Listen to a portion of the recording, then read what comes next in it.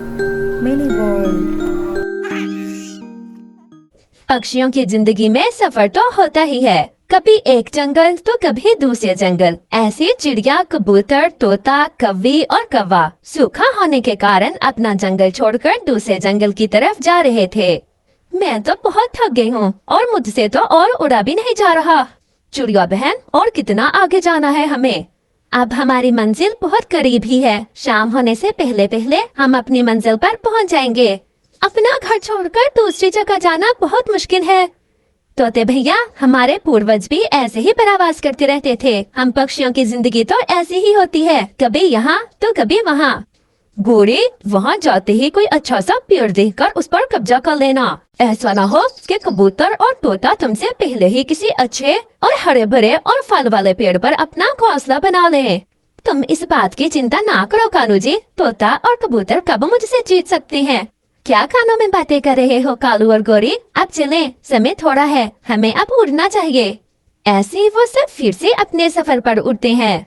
पूर्व वाला जंगल शुरू हो जाता है। वहाँ तो हरियाली ही हरियाली थी और फूल भी। शाम भी हो जाती है।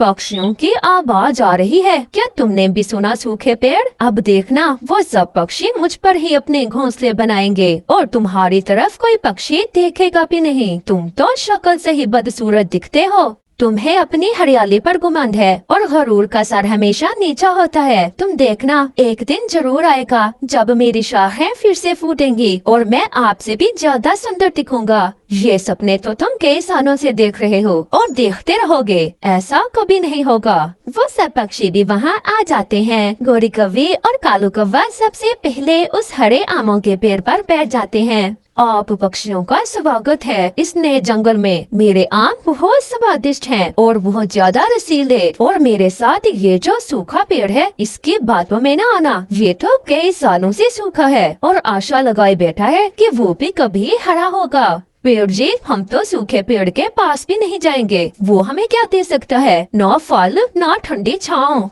और दोस्तों, आज से ये पेड़ हमारा हुआ। आप जाएं और अपने लिए भी कोई हरा भरा पेड़ ढूंढ ले। परंतु हम सब साथ ही आए थे इस जंगल में और ये आम भी हमारे साझे ही हैं। साथ जरूर आए थे, परंतु इस पेड़ पर पहले हमने कब्जा किया है और इसलिए इस पेड़ पर ना तो हम किसी को अपना घर बनाने देंगे और ना ही इस पेड़ से आम खाने देंगे। तो अब क्या हम इस सूखे पेड़ पर अपना घोंसला बनाएंगे? दोस्तों, मेरी लंबे समय से किसी ने देखभाल नहीं की, इसी कारण मैं सूख गया। अगर मेरी देखभाल करोगे और मुझे समय पर पानी दोगे तो देखना मैं आपको कैसे मीठे मीठे आम देता हूँ। इसकी बातों में ना आना, ये तुम्हें कुछ भी नहीं दे सकता। आप जाएं और कहीं और अपना घर बना लें। नहीं पेड़ जी, हमें इस सूखे पेड़ की बातों में प्यार और सच्चाई नजर आई है। हम इसी पेड़ पर अपना घर बनाएंगे और यही रहेंगे। बनाने दो पेड़ जी, आप इन्हें इस सूखे पेड़ पर ही अपने घर। देखते हैं ये पेड़ इन्हें क्या देता है। वो घमंडी आम का पेड़ भी कालू और गोरी की तरह ही था। वो भी दूसरे पेड़ों से बहुत जलता था। जाओ फिर बनाओ अपने घर और हाँ, मेरे आमों की तरफ देखना भी ना। मैं अपने मीठे मीठे आम केवल कौवे और कौवी को ही दूंगा।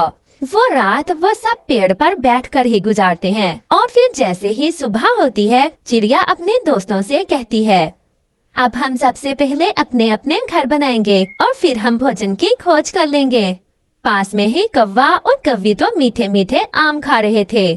चल भी कालू, हम भी अपना घोंसला बना लें। भोजन की तो चिंता हुई खत्म हमारी। फिर वो सब अपने अपने घोंसले बनाना शुरू करते हैं। चिड़िया सूखे पत्ते इकट्ठे करती और तोता और कबूतर सूखे तिनके लाते। वो सब मिलकर काम कर रहे थे। तोते और कबूतर भैया, अब मैं जाकर घोंसले बनाती हूँ और आप भोजन की खोज कर लें। कौवा और कौवी भी अपना टूटा फूटा सा घोंसला बना लेते हैं और सो जाते हैं। ये अमरूद तो बहुत मीठे होंगे। चिड़िया ने घोंसले भी बना लिए होंगे और वो तो ऐसे मीठे मीठे अमरूद देखकर बहुत खुश होगी।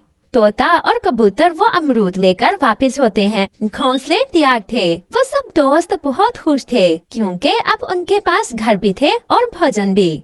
ऐसे ही दिन और रात गुजरते गए। वो चिड़िया, कबूतर और तोता उस सूखे पेड़ को हर रोज नदी से पानी लाकर देते और घंटों बैठकर उस पेड़ से बातें करते। और फिर एक दिन उस सूखे पेड़ पर एक नई शाख फूटती है, जिसे देख वो पेड़ तो बहुत खुश था। मेरे दोस्त न जाने कब लौटेंगे और मैं उन्हें बताऊंगा अपनी नई शाख का। पास वाले पेड़ पर तो कौवों का बसेरा था। वो उस पेड़ से आम खाते रहते और उसकी जरा भी सेवा ना करते। वो तो उसे पानी भी ना डालते थे। कौवो, आपने मेरे आम खाए और कभी मुझे पानी नहीं दिया। मुझे बहुत प्यास लग रही है। जाओ और नदी से मेरे लिए पानी लाओ।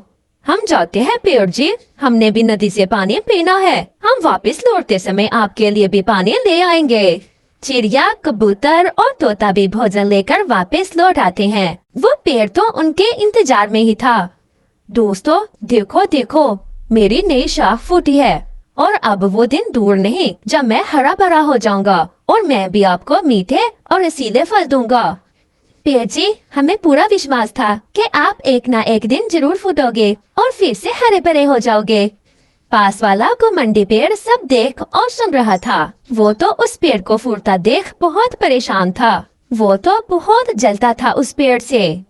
उन कौवों ने तो मुझे कभी पानी तक नहीं दिया। अगर आज भी वो मेरे लिए पानी ना लाए तो मैं कैसे जी पाऊंगा। कहीं ऐसा ना हो कि मैं भी सूख जाऊं। परंतु अब इन पक्षियों से मैं पानी मांगूं भी तो कैसे। मैंने कभी इन्हें अपना एक आम भी नहीं खाने दिया। वो घमंडी पेड़ ऐसे सोचता है। दूसरी तरफ कौवा और कौवी भी दोपहर से सोए हुए थे और फिर कालू की आंख खुलती है। गोरी, उठो उठो गोरी, पेड़ जी के लिए पानी भी लेकर जाना है। हमसे नहीं बनाया जाएगा उस पेड़ को पानी। और अब तो उस पेड़ पर आम भी बहुत थोड़े रह गए हैं। जब आम खत्म होंगे तो फिर देखेंगे क्या करना है। तो फिर मुझसे भी नहीं हो पाएगा। वो ऐसे खाली पंखों ही वापस लौटते हैं। वो घमंडी पेड़ तो बेसब्री से उनका इंतजार कर रहा था। वो उन्हें दूर से ही पानी के बिना आते देखता है। वो तो फिर से पानी नहीं लाए। आज फिर मुझे प्यासा ही सोना पड़ेगा। पेड़ जी, आज तो हम थक गए थे सो सोकर और अब कल तुम्हारे लिए पानी लाएंगे।